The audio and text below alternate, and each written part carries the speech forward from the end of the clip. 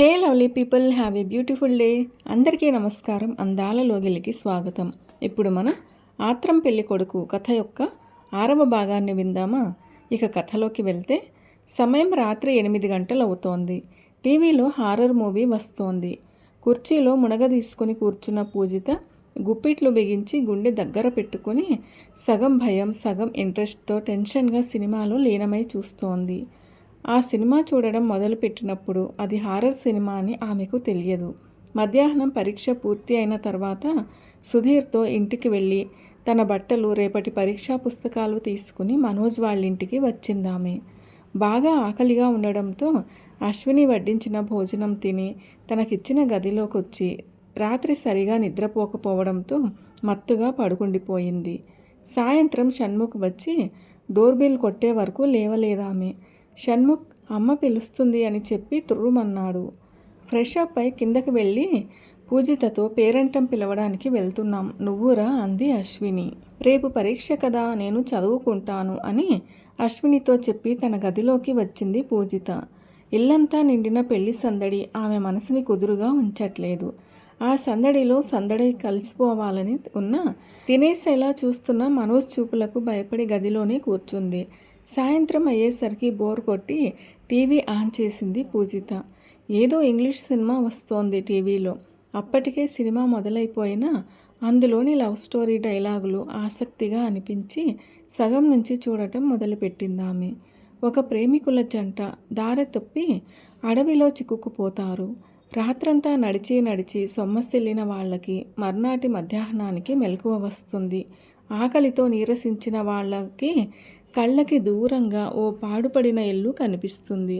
ఇద్దరూ అక్కడకు వెళ్ళి ఆ ఇంట్లో ఉన్న ఆహార పదార్థాలని తింటారు. ఆ ఇంట్లోని బెడ్ మీద పడుకుని జీవితాంతం ఇక్కడే ఉండిపోదామా అని సరదాగా కబుర్లు చెప్పుకుంటారు. సరిగ్గా అప్పుడే ఓ వికృతాకారపు మనిషి ప్రత్యక్షమై ఇక్కడే ఉండిపోండి అంటాడు. ఆ వికృతాకారపు మనిషి తన పక్కనే ప్రత్యక్షమైనంతగా ఉలిక్కిపడింది పూజిత. అయినా తర్వాత ఏమవుతుందా అని సినిమా కథలో లీనమై చూడసాగింది.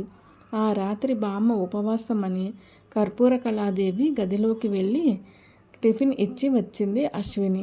తర్వాత బంధువులకి భోజనాలు వడ్డిస్తూ కొడుకుని పిలిచి, షన్ను పైన గదిలో ఉన్న పూజితక్కని భోజనానికి పిలుచుకురా అంది.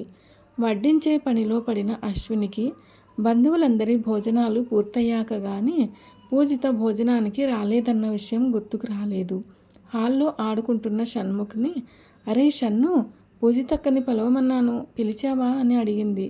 పిలిచాను మమ్మీ అన్నాడు షణ్ముఖ్. మరి ఇంకా రాలేదే, మళ్ళీ వెళ్ళు అంది అశ్విని. షణ్ముఖ్ భయంతో కళ్ళు పెద్దవి చేసి తల్లి వంక చూస్తూ, అమ్మో అక్క దెయ్యం సినిమా చూస్తుంది, నేను వెళ్ళను అని వణికిపోతూ చెప్పాడు. షణ్ముఖ్కి చీకటంటే చాలా భయం. కొడుకు అభినయాన్ని చూసి నవ్వుతూ, ఏం అవదులేరా, గట్టిగా పిలిచి ఆ రూంలోకి చూడకుండా పరిగెత్తుకొచ్చేయి అని నవ్వుతూ చెప్పింది అశ్విని. నేను వెళ్ళను, నాకు భయం అని ఏడుపు ముఖంతో మండిగా అన్నాడు షణ్ముఖ్. అప్పుడే డైనింగ్ టేబుల్ దగ్గరకు వస్తున్న మనోజ్, ఎందుకురా భయం అని అడిగాడు. పూజితని భోజనానికి పిలవమంటే భయం అంటున్నాడు. పూజితని భోజనానికి పిలవమని సుధీర్తో చెప్పు మనోజ్ అంది అశ్విని. సుధీర్ ఇప్పుడే బయటకు వెళ్ళాడు వదినా, నేను పిలుచుకొస్తాలే అంటూ ఉత్సాహంగా మేడమెట్ల వైపు నడిచాడు మనోజ్. హీరో దెయ్యంగా మారి హీరోయిన్ని కూడా తనలా మార్చడానికి ఆమె వెంట పడుతున్నాడు. వికారంగా మారిపోయిన తన ప్రేమికుడిని చూసి బాధపడుతూనే అతని నుంచి తప్పించుకోవడానికి అడవిలోకి పరిగెడుతుంది హీరోయిన్. టీవీలో వస్తున్న సినిమా కథ అది. భయంతో బిగుసుకుపోయి కూర్చుని సినిమా చూస్తోంది పూజిత. ఒకచోట దాక్కున్న హీరోయిన్ కొంచెం స్థిమితపడి ఆయాసంతో గట్టిగా ఊపిరి పీల్చుకుంటుంటే సరిగా అప్పుడే హీరోయిన్ వెనుక చప్పుడయింది. హీరోయిన్ ఉలిక్కిపడి గబుక్కున వెనక్కి తిరిగి చూసింది. అంతే, స్క్రీన్ నిండా భయం గొలిపేలా వికారమైన హీరో ముఖం ప్రత్యక్షమైంది. సరిగ్గా ఆ క్షణంలోనే ఆ గదిలోని ట్యూబ్లైట్ ఆరిపోయింది. పూజిత కళ్ళల్లో ఆ వికారమైన దయ్యం ముఖం మాత్రమే ఉండిపోయింది. అంతే, పట్టలేనంత భయంతో కెవ్వుమని అరుస్తూ ఆ చీకట్లోనే డోర్ వైపు పరిగెత్తింది పూజిత. సరిగ్గా అదే క్షణంలో ఆ గది బయట నిలబడున్న మనోజ్ కాలింగ్ బెల్ మీద చెయ్యి వేశాడు. అది మోగకుండానే తలుపు తెరుచుకోవడంతో ఆశ్చర్యపోతూ గదిలోకి అడుగు పెట్టబోయాడు మనోజ్. డోర్ని లోపలకు లాగి బయటికి పరిగెత్తబోయిన పూజితకి గదిలోకి అడుగు పెట్టిన నిలువెత్తు మనిషి రూపం దబ్బున తగలగానే దడదడలాడుతున్న గుండెలతో ఆ ఆకారాన్ని గట్టిగా హత్తుకుపోయింది పూజిత. సడన్గా తనను చుట్టుకుపోయిన పూజిత దేహాన్ని తన 2 చేతులతో అపురూపంగా చుట్టేశాడు మనోజ్. పూజితని చూసినప్పటి నుంచి అతనిలో రగులుతున్న ఉద్వేగం ఇప్పుడు చల్లారుతున్నట్టుగా ఉంది. ఆమె మెత్తని దేహస్పర్శకి తన్మయావస్థలోకి వెళ్ళిపోయాడతను. మనోజ్ శరీరం మీద నుంచి వస్తున్న కస్తూరి పరిమళాల సువాసనలకి ఒక్క సెకనులోనే ప్రస్తుతంలోకి వచ్చేసింది పూజిత. తానెలా ఉన్నదో అర్థమై ఉలికిపాటుతో పాటు వెంటనే మనోజ్కి దూరం జరగబోయింది. కానీ అప్పటికే ఆమెను ఒక చేత్తో గట్టిగా హత్తుకొని ఇంకో చేత్తో ఆమె ముఖాన్ని తన పెదవులకు దగ్గరగా తీసుకున్నాడు మనోజ్. మనోజ్ శరీరాన్ని పట్టి ఉన్న సుగంధం, పసుపు పారాణిలు కలిసిన వింత పరిమళం, కళ్యాణ తిలకపు కస్తూరి సువాసన పూజిత నాసికలో నుంచి నరాలలోకి పాకి ఆమె నాడీ మండలం మీద మత్తుని జల్లుతున్నాయి. ఆ సుగంధాలతో నిండిన మనోజ్ బిగి కౌగిలిలోని రహస్య అనుభవం ఆమెకి ఇన్నేళ్లుగా తెలియని ఓ మధురానుభూతిని రుచి చూపిస్తూ హాయైన పరవశంలోకి లాక్కెళ్ళింది. ఒక క్షణం తనని తాను మైమరిచిపోయింది పూజిత. మనోజ్లోని ఆవేశానికి ఆ ఒక్క క్షణం చాలన్నట్టు ఆమె పెదవులతో అతని పెదవులు ముడిపడిపోయాయి. మనోజ్ ప్రవర్తనకి బిత్తరపోతూ బలవంతంగా అతని చేతుల్ని విడిపించుకుంది పూజిత. అతని ఆవేశానికి, ఆమెలోని ఆత్మవిశ్వాసానికి కొన్ని క్షణాల పోరాటం. మనోజ్ ఇంకా దాహార్తి తీరని వాడిలా దూరం జరుగుతున్న ఆమెని మరింత దగ్గరకు లాక్కుని ముఖమంతా చుంబించాడు. ఒక్కసారిగా మిణుకుమిణుకుమంటూ కొట్టుకుంటున్న ట్యూబ్లైట్ వాళ్ళిద్దరినీ ఒకరినొకరికి అస్పష్టంగా చూపించింది. అంతే, జరుగుతున్నదంతా కళ్ళ ముందు 1000 వోల్ట్ కాంతిలో ఫోకస్ అయ్యి కనిపించినట్టు ఉలిక్కిపడి అతన్ని విసురుగా తోసేసింది పూజిత. అదే క్షణంలో 4 సార్లు టపటపా కొట్టుకుని వెలిగి మాడిపోతున్న ఆ ట్యూబ్లైట్ ఏం జరిగిందో అప్పటికి స్పష్టంగా గ్రహించింది పూజిత మెదడు. ఆ వెంటనే నీకేమన్నా మెంటలా? ఛా, నువ్వేం చేశావో తెలుసా అంటూ మనోజ్ వంక నిప్పులు కక్కేలా చూసింది పూజిత. ఒళ్లంతా పరుచుకున్న మైకం మత్తులో నుంచి అప్పటికి తేరుకున్నాడు మనోజ్. ఆమె అలాడగానే తను చేసింది చాలా తప్పనిపించింది అతనికి. పశ్చాత్తాపంతో ఆమె ముఖంలోకి చూశాడు మనోజ్. కోపంగా అతని కళ్ళల్లోకి చూస్తూ, ఛ, నువ్వింత కామపిశాచి పనుకోలేదు. 4 రోజుల్లో ఒక అమ్మాయిని పెళ్లి చేసుకోబోతూ ఇంకొక అమ్మాయిని ఇలా, ఛ, నీకు సిగ్గనిపించడం లేదు? ఇంటికొచ్చిన అతిథి అది ఇది అని మీ బామ్మతో కహానీలు చెప్పి నా గదిలోకి వచ్చి ఛ ఛ అంటూ ఆ సంఘటన గుర్తొస్తుంటే అతని వంక చూడలేని దానిలాగా తలని పక్కకు తిప్పుకుందామే.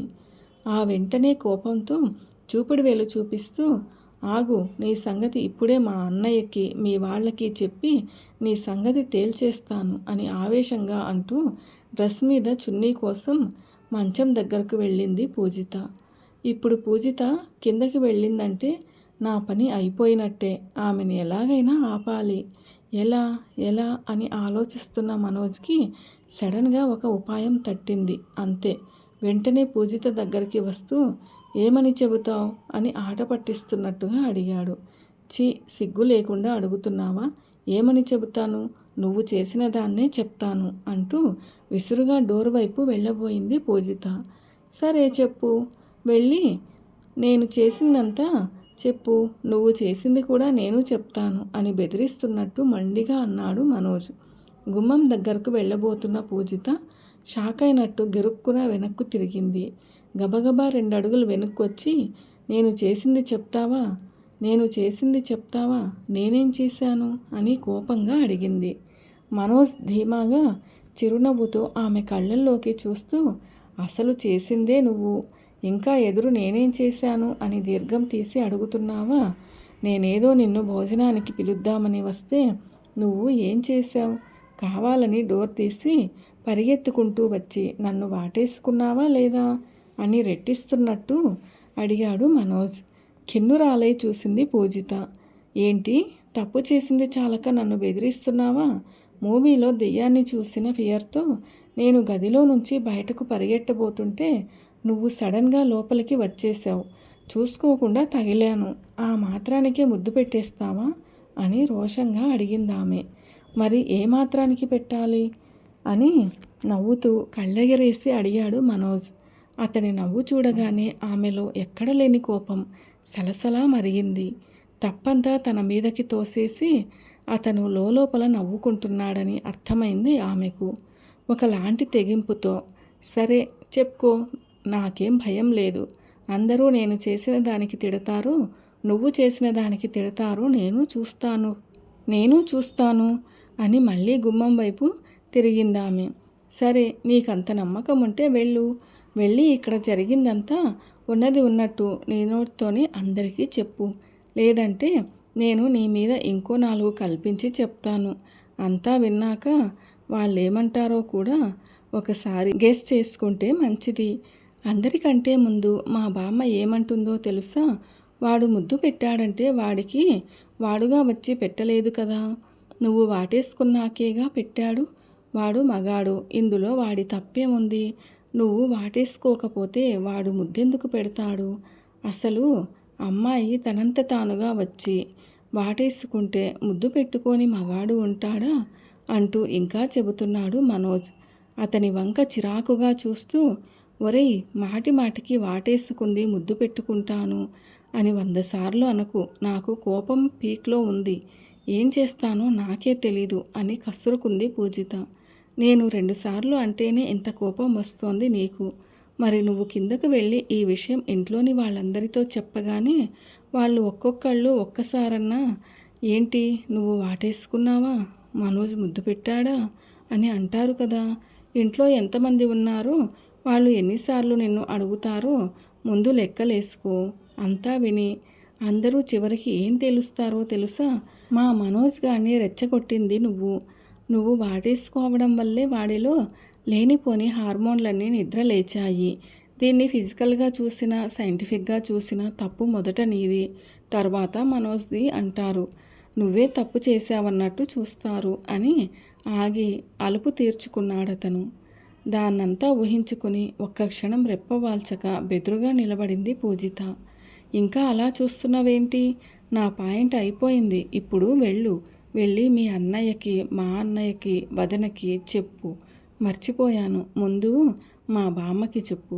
ఎందుకంటే మా ఇంట్లో ఎవరికి ఏ విషయం తెలిసినా ముందు వెళ్ళి బామ్మకి చెప్తారు. అందరూ 100 సార్లు ఆవిడకి రికార్డేసే బదులు అదేదో డైరెక్టుగా నువ్వే చెప్తే నీ వైపు పాయింట్ బాగా బలంగా చెప్పుకుంటావు కదా అని విలాసంగా చిరునవ్వు చిందిస్తూ అన్నాడు మనోజ్.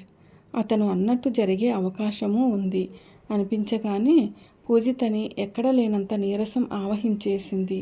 తనలోని బలమంతా మనోజ్ లాగేసుకున్నట్టు అనిపిస్తుంటే నిలబడే ఓపిక లేక ఆ పక్కనే ఉన్న కుర్చీలో కూలబడిందామె. తెల్ల బట్టల్లో పెళ్ళికొడుకు అలంకరణలో ఆకర్షణీయంగా ఉన్న మనోజ్ ఆ క్షణం పూజిత కళ్ళకి బ్రహ్మరాక్షసుడిలా కనిపించాడు. ఏంటి అలా కూర్చునిపోయావు? నా మీద కంప్లైంట్ చెయ్యవా అని వెక్కిరిస్తున్నట్టుగా అడిగాడు మనోజ్. కోపాన్ని ఆపుకుంటూ ఎర్రబడ్డ కళ్ళతో అతని వంక చూసిందామె. అందుకే మన మధ్య ఇవన్నీ ఎందుకు? నువ్వు చేసిన దానికి నేను చేసిన దానికి చెల్లు అయిపోయింది. Be cool. ఇప్పుడు మనం రాజీ పడిపోదాం, ఓకేనా అన్నాడు మనోజ్ కళ్ళు చిట్లించి కరిచేసేలా చూస్తూ. నువ్వు చేసింది నేను చేసింది ఒకటేనా? నా feeling fear, it's a emotion. అది ఎవరిలోనైనా ఉండేది. భయంతో నేను అనుకోకుండా చేసిన పని అది. కానీ నీది అనుకోకుండా చేసిన పని కాదు, ఇట్స్ లస్ట్. నువ్వు కావాలనే నన్ను ముద్దు పెట్టుకున్నావు అని ఆ చివరి మాటలు అంటూనే ముఖం వికారంగా పెట్టింది పూజిత. ఇంత చెప్పినా అర్థం కాదేంటి పూజిత నీకు అని తల పట్టుకుని ఆమె దగ్గరగా వచ్చాడు మనోజ్. ఆమె కుర్చీ మీద చెయ్యి వేసి ఆమె ముఖంలో ముఖం పెట్టి, చూడు, నువ్వు భయంతో వాటేసుకున్నావా, కోరికతో కావాలనే వాటేసుకున్నావా అన్నది పాయింట్ కాదిక్కడ. భయమైనా కోరికైనా రెండూ ఫీలింగ్సే. నువ్వు భయంతో చేసినా కోరికతో చేసినా అది ఆ సిచ్యుయేషన్లో నీకు కలిగిన ఫీలింగ్. నువ్వు కౌగిలించుకున్న యాక్షన్కి నాలో ఫియర్ లేదు కాబట్టి రియాక్షన్ వేరేగా వచ్చింది. నా రియాక్షన్ కూడా ఎలా ఉండాలో నువ్వే చెబితే ఎలా? అయినా పూజిత, నీకు మరీ ఇంత ఈగోయిజమా? నువ్వు ఏమైనా చేసేయొచ్చు, నేను మాత్రం బొమ్మలా చూస్తూ ఉండాలా? నేను మనిషినే, నీకున్నట్టే నాకు ఫీలింగ్స్, రియాక్షన్స్ ఉంటాయి అని విపులంగా చెబుతూనే దబాయించాడు మనోజ్. కావాలనే ముద్దు పెట్టేసింది చాలక తానే తప్పు చేసినట్టు అతను తనకే క్లాస్ పీకుతుంటే అయోమయంగా చూస్తూ ఉండిపోయింది పూజిత. చూసింది చాలు గాని వదిన భోజనానికి పిలుస్తోంది, లేట్ అయితే బాగోదు, కిందకి రా అని చెప్పి ఆ గదిలో నుంచి వెళ్ళిపోయాడు మనోజ్. అతని మీద ఉన్న కోపాన్ని ఎవరి మీద చూపించాలో అర్థం కాక లేచి గది డోర్ వేసొచ్చి నిస్సహాయంగా మంచంపై వాలిపోయింది పూజిత. మనోజ్ ఆ గదిలో నుంచి వెళ్ళిపోయినా ఇంకా ఆమె చుట్టూ అతనెక్కడో నిలబడి ఉన్నట్టే ఉంది. కానీ ఆ భావన ఆమె చుట్టూ ఉన్న పరిసరాల నుంచి కాదని, అతను హత్తుకున్న తన శరీరం మీద నుంచేనని కొన్ని క్షణాల తర్వాత కానీ అర్థం కాలేదు ఆమెకి. గంధం, పసుపు సువాసనలొస్తున్న తన ముఖాన్ని బలంగా దిండుకేసి రాసింది పూజిత.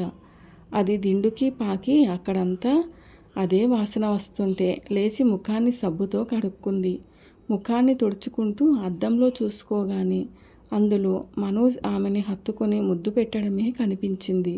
చిరాకుగా చేతిలోని టవల్ను పక్కకు విసిరేసి మంచం మీద బోర్లా పడుకుంది. కళ్ళు మూసుకుని పడుకున్న ఆమె కళ్ళల్లోని దృశ్యం ఏమాత్రం మారడం లేదు. మనోజ్ మాటలు ఆమెని హేళన చేస్తున్నట్టుగా అనిపించాయి. కసిగా కాళ్ళ దగ్గరున్న తలగడని తన్నిందామె. సరిగ్గా అప్పుడే కాలింగ్ బెల్ చప్పుడు వినిపించింది. మనోజే అయ్యుంటాడని తలుపు తీయకుండా నిర్లక్ష్యంగా పడుకునే ఉంది పూజిత. మళ్ళీ మళ్ళీ మోగుతూనే ఉంది కాలింగ్ బెల్. తలుపు తీసే వరకు అది ఆగదనిపించి కోపంగా లేచి వెళ్ళి తలుపు తీసిందామె. ఎదురుగా సుధీర్. అతని చేతిలో అన్నం కూరలు పెట్టి ఉన్న పళ్ళెం ఉంది. ఏంటి అని కోపంగా అడిగింది పూజిత. ఆమె కోపాన్ని అదురుపాటుతో చూసి, ఆకలి లేదు అన్నావంట, ఇలా అన్నం తినకుండా పస్తులు పడుకుంటే రేపు పరీక్ష ఎలా రాస్తావు? అందుకే భోజనం తీసుకొచ్చాను అంటూ చనువుగా గదిలోకి వచ్చాడు సుధీర్. ఆకలి లేదన్నానని ఎవరు చెప్పారు అని సీరియస్గా అడిగింది పూజిత. అన్నం పళ్ళాన్ని పక్కన టేబుల్ మీద పెట్టి ఆశ్చర్యంగా వెనక్కి తిరిగి చూశాడు సుధీర్ నుదురు మిడ్చి. మనోజ్ చెప్పాడు. ఏ, నువ్వు అలా అనలేదా? మరి నాతో వాడు అలా అన్నానని చెప్పాడేంటి అని విస్మయంగా అన్నాడు సుధీర్. అంతే, మనోజ్ అలా అబద్ధం చెప్పాడని వినగానే వాడు ఏది చెప్తే అది నమ్మేస్తావా? ఇక్కడి నుంచి వెళ్ళిపో ముందు అని గట్టిగా అరిచింది పూజిత. ఇదేంటి పూజిత ఉన్నట్టుండి ఇలా అరిచేస్తుంది? మనోజ్ మీద కూడా ఇలాగే కేకలేసిందా ఏమిటి అని మనసులో అనుకుంటూ, అదేంటి పూజిత అలా అంటావు? మనోజ్ చెప్పిందల్లా ఎందుకు నమ్ముతాను? పోనీ నువ్వు చెప్పు, నువ్వు అలా అనలేదా? మరేమన్నావు? ఎందుకు కోపంగా ఉన్నావు? అసలేం జరిగింది? ఎవరేమన్నారు అని అయోమయంగా దీర్ఘం తీస్తూ అడిగాడు సుధీర్. ఎందుకు కోపంగా ఉన్నానా? ఎందుకంటే అసలు ఇదంతా నీ వల్లే. నిన్ను అనాలి ముందు. నేను రానన్నా వినకుండా నన్ను తెచ్చి ఇక్కడ పడేశావు. నిన్ను ఏం చేసినా పాపం లేదు అని దేనికోసమో వెతుకుతున్నట్టుగా అటు ఇటు చూసిందామె. ఆమె చేతికి ఏం దొరుకుతుందో, ఇక్కడే ఉంటే ఏం చేస్తుందో ఏమో అనుకుంటూ కళ్ళని టపటపలాడించి పూజిత వంక బెదురు చూపులు చూస్తూ కంగారుగా ఆ గదిలో నుంచి బయటికి వెళ్ళిపోయాడు సుధీర్. అతని వెంట పడిన పూజిత దడేలుమని తలుపేసి లోపల బోల్ట్ పెట్టేసింది. ఆత్రం పెళ్ళికొడుకు అనే ఈ కథ యొక్క 6వ భాగం ఎలా అనిపించింది? మీకు నచ్చిందా? నచ్చినట్లయితే వీడియోను లైక్ చేయండి, మీ ప్రియమైన వారందరికీ షేర్ చేయండి. అలాగే మన ఛానల్ను సబ్స్క్రైబ్ చేసుకోవడం అస్సలు మర్చిపోవద్దు. వీడియోను చివరిదాకా చూసి కథను పూర్తిగా విన్నందుకు ధన్యవాదాలు. ఈ కథపై మీ విలువైన అభిప్రాయాలను కామెంట్ సెక్షన్లో తప్పకుండా తెలియచేయగలరు. ఇలాంటి మరిన్ని మంచి కథల కోసం స్టే ట్యూన్ అందాల లోగిలి. See you all in another video. Till then, keep smiling and be happy. A very special thanks to the story writer for this wonderful and amazing story. ఆత్రం పెళ్ళికొడుకు.